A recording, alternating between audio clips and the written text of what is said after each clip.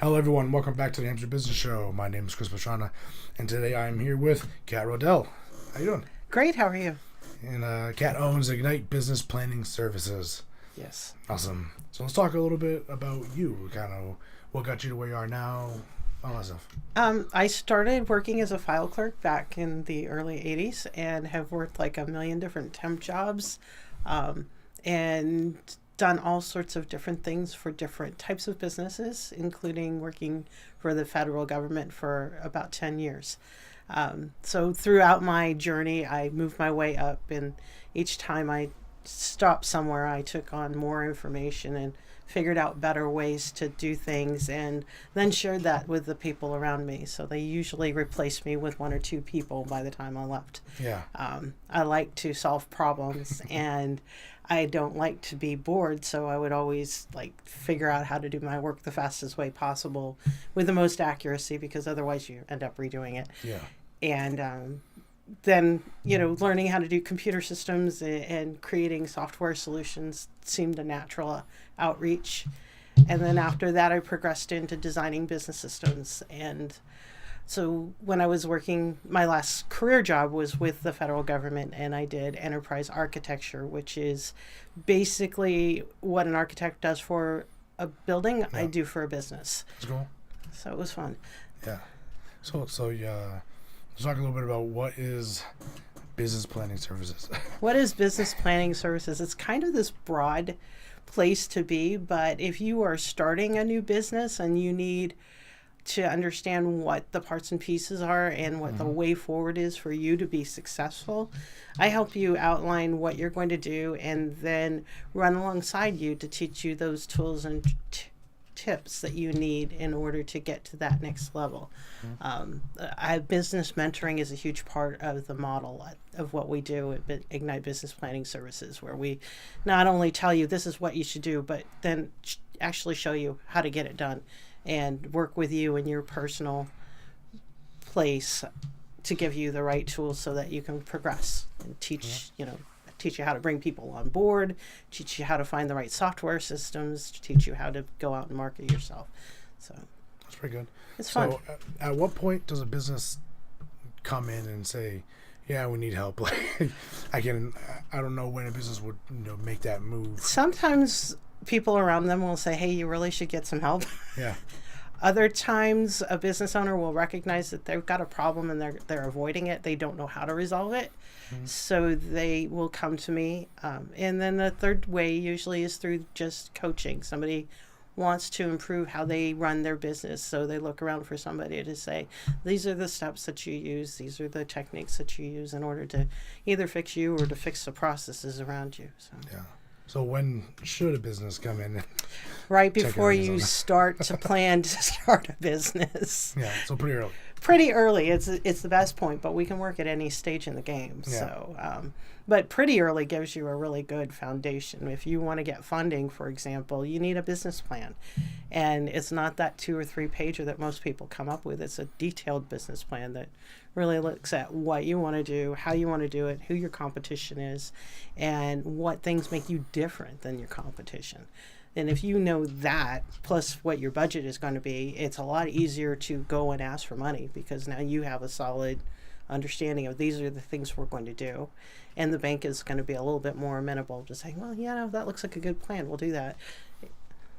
Okay. So, yeah, I guess that would definitely help. Yeah. Because I know a lot of people just don't do business plans, because I don't have one. Right. Because I kind of wing things. Yes. But I wasn't going with that. I don't know, winging stuff, having fun. People don't quite prepare the way they should.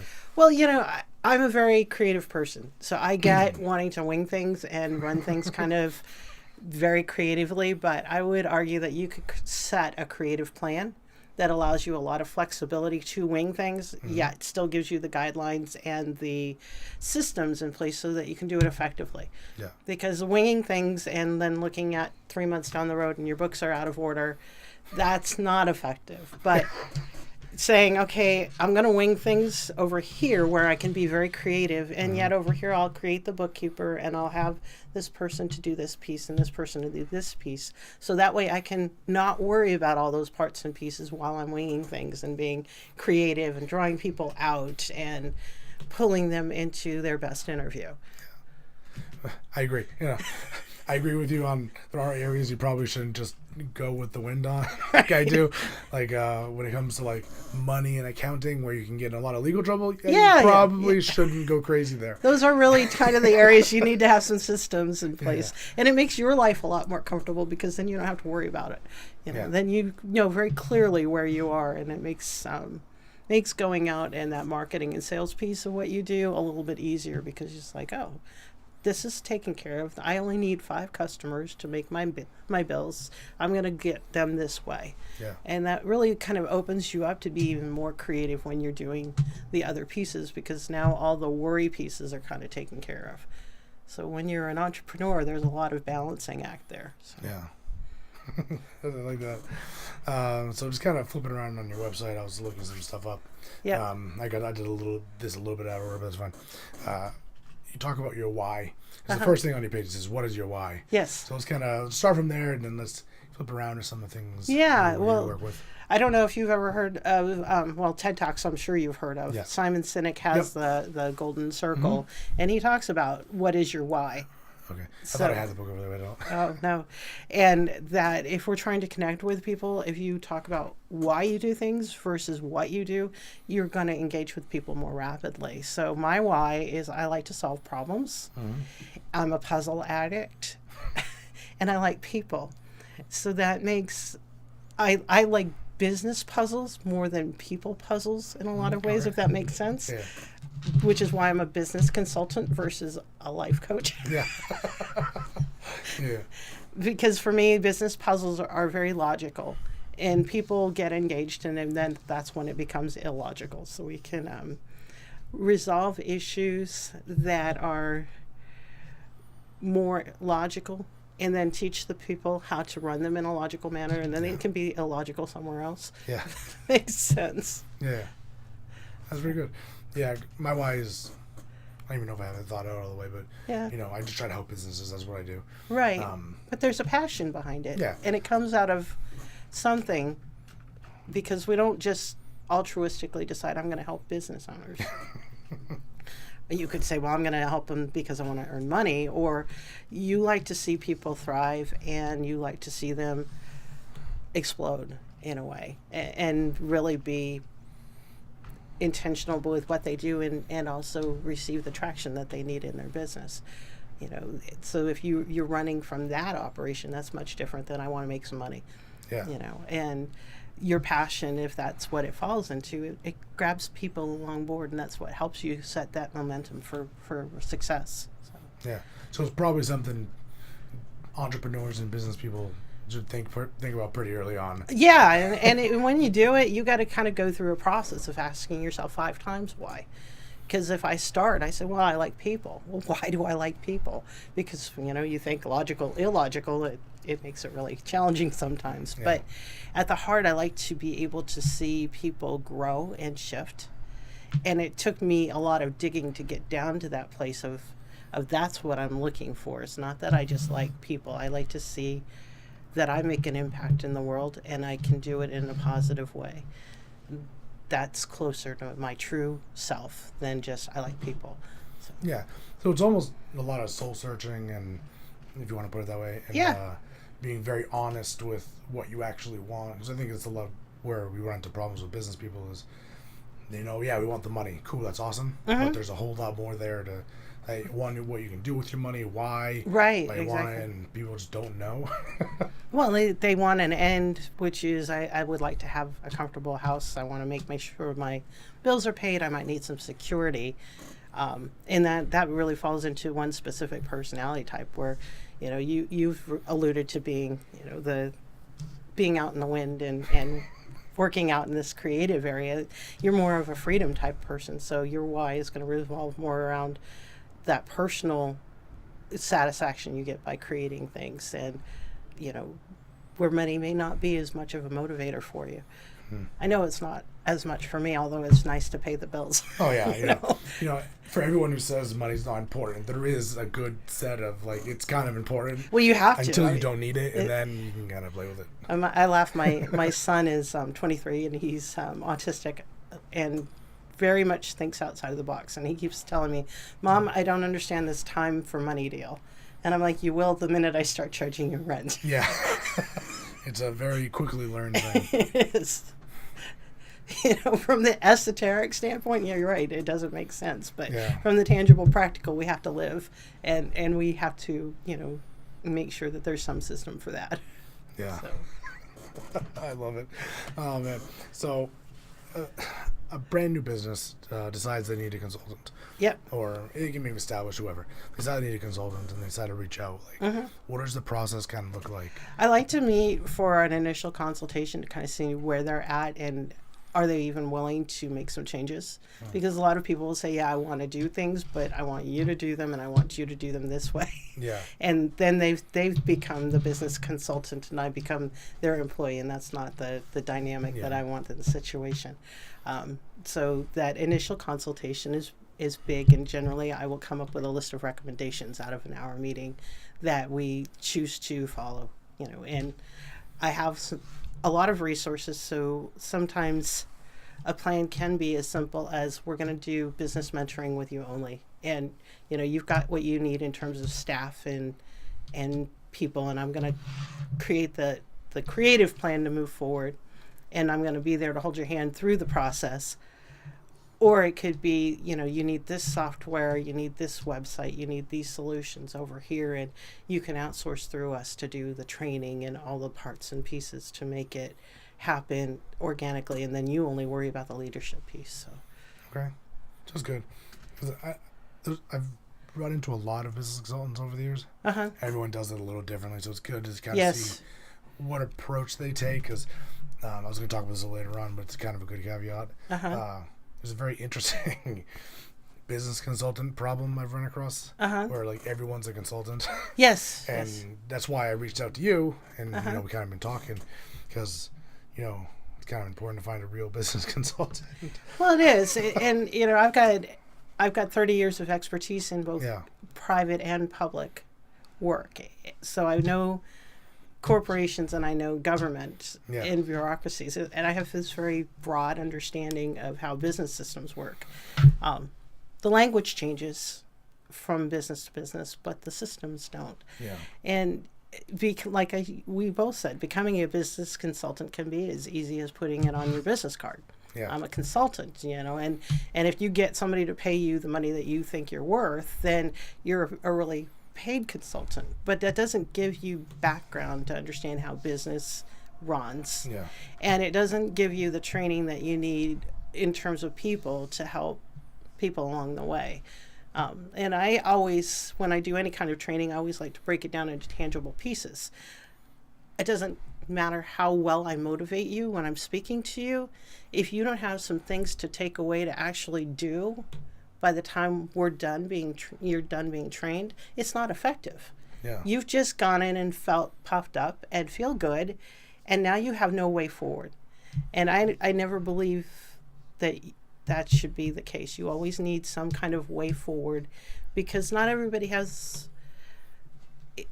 It may not be that they even not have the capability, because I think a lot of people have the capability to break things down into an action plan. But sometimes you have never had somebody teach you how to do that. And if you don't know how to create a plan and create that way forward, then how are you going to accomplish stuff? You can say, I've got a goal, but if it doesn't come into, these are the action steps you need to take in order to meet the goal, how are you going to achieve it? Then it becomes a dream if you have no steps to get there. Yeah, which is a good point, because you're right. There's a lot of times like, oh, you need to do this. Like, okay. Why? Like, why, how can be a big one too, because just being like, yeah, you need to go like rearrange, because I've heard this one before, get your entire email marketing campaign up and running. Fantastic. There's How? a lot involved there. So sometimes it's a little more than just... What tools do I use? When do I use them? What kind of frequency do I need? What message do I send? How do I guarantee things don't go into the spam box? Yeah. Those are all questions that you need to start an email marketing campaign doesn't answer. Yeah. So having someone with some expertise that's done it, or at least knows how to research the way that it should be executed and compare several different opinions to find the most effective pathway, that's kind of critical. You know, it's not as easy as saying, go do this. If it was, every major organization would be running in a much different way. Yeah. Have you read the book Ready, Fire, Aim, by chance? I've heard of it. I haven't read it. It sounds good. It's kind of talking about what we're talking about. Yeah, yeah. Because he breaks it down. I forget the exact numbers, but it's like 0 to 1 million to 10, and 10 plus or something like that. Mm-hmm. Don't quote me on the numbers, but it's like growth sizes of businesses and where they get stuck, and it's really good. Yeah. So I'll have to read that. He's kind of talking to like this consulting idea, and one of the things that's brought up is, yeah, you can call yourself a consultant, but if you've never actually run a business, like how are you supposed to tell someone how to run a business? Right. If you like, how do you grow a business when a business finally gets to that point where it needs to shift to the next level? Like, if you've never done it, how do you go about doing that? Right. And so I think we were talking about the expertise part with your 30 years in the field. It's kind of important. Yes. For but helping. It makes sense, and if you have worked in different organizations, there's some things that you see that tend to be repeated. Doesn't matter where you are. You know, you get into an office. One of my podcasts is Don't Feed the Lions, right? Those are the people that are lying around or lying about what they're doing. Yeah. You know, but that's it's a common thing. You've got people that don't participate to the team, and then they try to take away from the goal. You know, so you notice as you working through 30 years, you start to see those repeated things, the common problems that you have across all organizations. And a lot of times it is in the area of people. Other times it's in the area of the processes, where you created a business process based around a person, and they're no longer there, but you're still doing things in the same woven way because that's the way you've always done it. Yeah. You know, and then the other place you see common problems is in your technology. So as an enterprise architect, those are the three areas that you have to be very skilled in to create strategic vision across an organization. Be it a major organization like the Navy or a small one, they're still the same problems, and there's still resolutions for them are pretty standard. It's just the language that people use and the understanding level of leadership where they are. Yeah. That sometimes even addressing the fact that person over there is lying, and they're a problem in my organization because I only have 3 people and I can't afford for one person not to be working. Yeah. You know. Yeah, I like that. Because I was in the Army. Yeah. And even though when you go from unit to unit to unit, everyone can be changed, and everyone is like a different person. Right. But across the board, everyone kind of acts the same. Yeah. So you go to the next unit and you run into like the same types of people as you would somewhere else, and they'll fall into like the same categories, which is very, very interesting. Yeah. So I guess seeing that again and again in the business is probably pretty helpful. Yeah. Well, I'm analytical, so I always take that step back and start to analyze things and say, okay, where does this pattern, and what is this pattern, and then how do you break the pattern? What things can you effectively do to make things operate in a different way? Because sometimes just because it's there doesn't mean that it's not changeable, and it doesn't mean that it should be there either, because what's the end goal? You want to make money and be effective, and let's say you're dealing in a healthcare model, you don't want to have people in your organization that don't like people. So you have to learn that it's okay to let people go. Yeah. And not everybody has gone through that learning curve in terms of leadership. Yeah. So then that's why you have a mentor alongside, where you say it's okay to let that person go. Yeah. They're going to go find their other place that they need to be, that they're going to work well in. This environment is not good for them, or it's not good for whoever. You know. Yeah. So not hiring or firing people is one of my little pithy business rules. Yeah. Yeah. And with pretty much most companies, besides maybe manufacturing, but even then, labor is like typically your biggest expense. Like it's a lot of money. It is.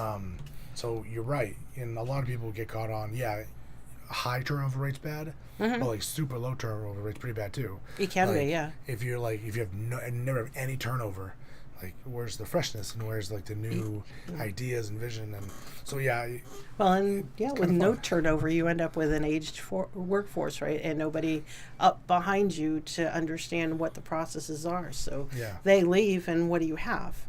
The problem we have right now in the tech fields, tech and what is it like trades? Yep. Exactly what's trades, going on right now. Exactly. Especially the trades. You've got a large workforce in the 45 to 60 year range and a smaller one in the 20-year range, and then no middle ground, because those were the people that were cut off due to budget cuts. So you've got nobody in the middle to transition up to the end. Yep. And it's like this huge disconnect. Yeah. Even where my mom works, she does like software engineering. They call it the silver tsunami. Oh, there you go. So in the next 5-10 years, you're going to see a huge leaving of the workforce from people who are retiring. Right. And nobody who can come in and fill it up, or very few, especially on older systems. So, and then again, you see the same thing in your trades and stuff. So kind of off point, but that's something that a business consultant can help you with too. Like, hey, keep that in mind. You need that turnover to kind of. Right. Well, and one of the things I did while working in the Navy is I worked with production resources and became a subject matter expert in workload and workforce forecasting. So it's really kind of funny, but that is exactly what it is what work do we have and what people do we have? Do they have the skills? What are their age ranges? What's our progression? What are our career ladders? And it gets pretty complex when you start to think of thousands of people. Small business, even 2 or 3. The smaller you are, the more impact that one person has on what you do. So what's their career progression, and how do you make sure that there's always somebody coming up alongside that understands what's going on, because no one person, even the owner, should be irreplaceable. Yeah, and I agree. We did a lot of that back in the Army. Yeah. I can trade everything back to that time. Everyone's cross-trained, so everyone needs to be able to work and function without somebody. So even if the owner or our team leader goes down, the next dude can step up and continue on, because you don't want to run into that issue where your CEO or the owner of the company is sick or gets hurt, and now the entire company is unoperable. 10 people just lost their paychecks because one person went down. And you can't, if you're conscientious about leadership, and as a small business owner, that should be one of the key things that you have, is that integrity. Then you can't set up a system that will fail if you walk away. And you shouldn't set up a system where you can't have a vacation or take some sick time, or just decide for a month that you're just gonna downtime yourself because you need that rest and rejuvenation. So. I ran into that once when I was working in car sales, actually pretty recently, and because that's what I did before this kind of thing. The owner of the place was there like 6-7 days a week, open to close, or like extended past that, and that dude was just running like on a thin wire, like he was burning it on both ends with a blowtorch, and it was kind of that thing, like if he wasn't there to do the work, we couldn't do anything. And you could see it as his health progressed, and like in his mental health and stuff, and it's like, dude, you need to take a break. Just sit down. I call those guys pocket protectors. Because they run their entire business out of their pocket, and if they lose their pocket, they lose their business, right? And most of the people I consult with, I ask them that question is, what are those things that only you can do? Now, everything else you have to learn how to delegate. And now, once you've done that, how do you bring somebody up alongside of you to teach them what only you can do? And yes, there is a cost associated with that. Yes, you'll have to pay that person. But what do you want to achieve? If you only want to run your business to satisfy your financial needs, then that's fine.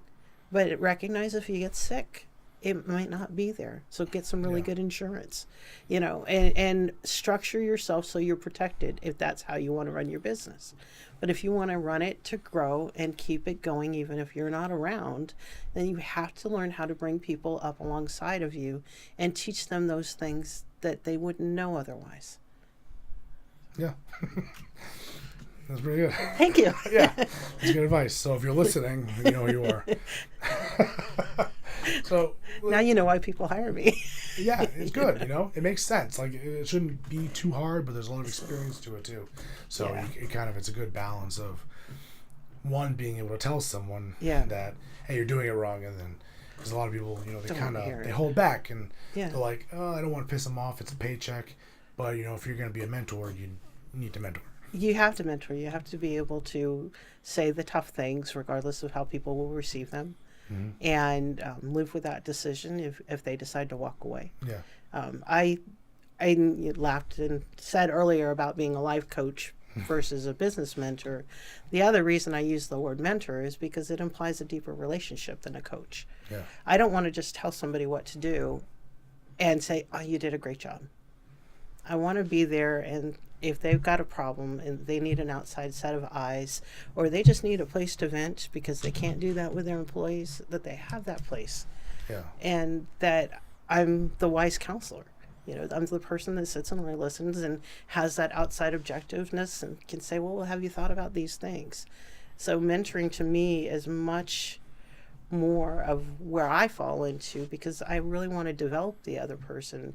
And I know coaching can do that. I just think that mentoring is that little bit more that we don't find in our society. Yeah.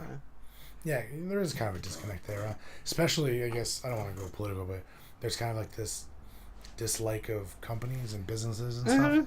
So, especially as they get bigger. Yeah. So, having someone that you can kind of trust on that level is, you're right. It's weird to reach out and ask for help, especially in an area where you have to fully admit that, I want my business to grow. Yes. I want to become successful and rich. And then have someone be like, why you want to be rich? So I personally believe that if I'm rich, then I can give more to others. Yeah. I can't operate in helpfulness if I don't have enough money to eat. Yeah. And if I do, and I have an access, then I should be able to put that in the places I can see the most effect. People ask me a lot why I work with small to mid-sized businesses. Why do you work with a solo guy? Because I can make more money working with a major corporation. But the truth is if I work with the small guys, then they can grow to be bigger. Yeah. And as they grow to be bigger, then they're going to increase their personal income, and they're going to spend it in their community. And as they spend it in their community, that's going to increase the community welfare. Yeah. And things will get more likely to be done. Donations will be made when there's a food drive. Those types of things, because somebody's being prosperous in town. That's where we can make the most impact, is at that one-to-one level. If I try to make that kind of impact at the top level, there's no place for it to logically ripple down into. It just gets lost in this bureaucracy. Yeah. But if I can make change at the heart, then it courses through the entire body. Yeah. We have a lot of similar opinions on a lot of these things. That's good. Like, because I'm kind of the same way. We kind of talked about this a little bit in the beginning. Yeah. Where with our whys, I care a lot about New Hampshire. I talk about it all the time. New Hampshire Business Show. I care a lot about business and a lot about New Hampshire. And I do a lot of this to help businesses get exposure. They don't know how to do it. And a lot of times they forget to even talk about their why. So it's like the first thing we talk about is, come on the show, I want you to talk about your why.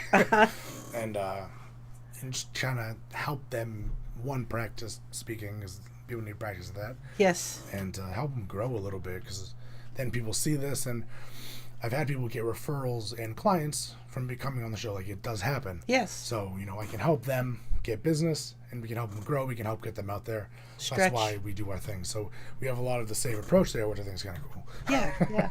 Well, when you asked me if I'd be on the show, I'm like, okay, well, that's outside of my comfort zone. I guess I better do it. Yeah. That was exactly where I went, was I need to do this because it's outside of what I'm comfortable with. Yeah. And I just have to be me and be open and authentic, because that's how we lead. That's how people are attracted to what we do, is when we're open, we're authentic, we're willing to share, and maybe touch into places that we don't want to naturally touch into. Yeah. So. Yeah, and what was I going to say? Say something about this. I help. I help business a lot, and right. One of the big things is, again, this sort of, once you add cameras, people freak out. Right. I don't know how. I just had another 2 people today. They were like, "I don't know if I want to come on the show. I'm super camera shy." I'm like, yeah. Let me worry about that. After a few minutes of sitting here, it should be pretty easy to have a conversation. Yeah. So, so I help with that, because I believe if you want to get to especially like a big level, yeah, you're going to have interviews, you're going to have these other things you need to be able to do. And you have to be comfortable with it. And be comfortable enough in your own skin that it doesn't really matter how you come off. Yeah. As long as you know that you're articulate and you embody that self-confidence. Yeah. That's the important part when you're talking to other people. No matter if you're in a networking situation, one-on-one, or in front of the cameras, that self-confidence is huge. Yeah. And the way I put it is, if you love your business that much, like if you honestly love your business, you should be able to force yourself to do what you need to do, right? Exactly. So even if it's get up and talk to a bunch of people in a room, like in a networking event, which does free people out. Oh, yeah. You need to be able to do that type of stuff. Yeah. And cameras is another one where I honestly believe that you should be in front of a camera all the time, whether it's your cell phone, talking to your audience. Because with social media, that's a huge area that has never been there before. That people now have this like direct access to their companies, and that's important. And so I think it's important to get that practice and kind of be forced down that road. Yeah, this is my second. I did a Facebook Live post about this, so it's a journey I'm on my way through. So I'm getting used to it, and it's not a big deal. It's going to go there. But, you said something that kind of struck with me about motivation and why people do things. And if you love something, you're passionate enough about it. When in one of the trainings I did for people was, when you are passionate and when you have enough motivation, it should be, your goals should be like an ice cream cone out in the middle of a hot summer day, and somebody else has got it in their hand. And it's dripping, and you're standing in the shade, and you're cool. If you have enough passion and motivation, you will get outside of that comfort zone to get your ice cream cone. But don't tell me that you're passionate and that you really love that flavor of ice cream if you're not willing to move out of the shade. Yeah. Because how else are you going to get that? You're not going to get that person to come to you. You have to go after it. Yeah. And, there may be some steps that go in there. You might have to cross a river. You may have to go underneath a bridge to get to your ice cream cone. But you've got to have enough passion that'll push you forward so that you even start to do that. Yeah. And in terms of doing it for yourself, once you know what your motivator is, you can frame everything around how you're motivated. I'm a fun and freedom type of person. I like to do things differently every day. So when I schedule kind of loosely based on the town that I'm going to be in that day, so I'm not running around. That's a plan. It seems silly, but that helps me maintain my flexibility, keeps me happy, and helps me move forward. Another thing I do is I create games for myself. If I'm tracking something, I don't like to do things that are repetitive. That's not how my brain works. But if I play a game, then it's, I checked that mark off. I got another 100 points. Yeah. And then at the end of the day, I had 500 points. I can, and I got the points are based on my sales goals. Yeah. But I developed the game so that I would have a reason to focus on something that was fun versus focusing on a bottom line. So I create strategies around how I operate as a business owner to keep myself on track, so that I can be progressive instead of staying, well, this is the same time, I have to do the billing again. I have to do this again. I have to do that again. That's all stuff I don't like to do because it's repetitive. So instead, I create the game that says, well, if I do those things, then I get these points. And when I get this number of points, I get this reward. Then it becomes fun.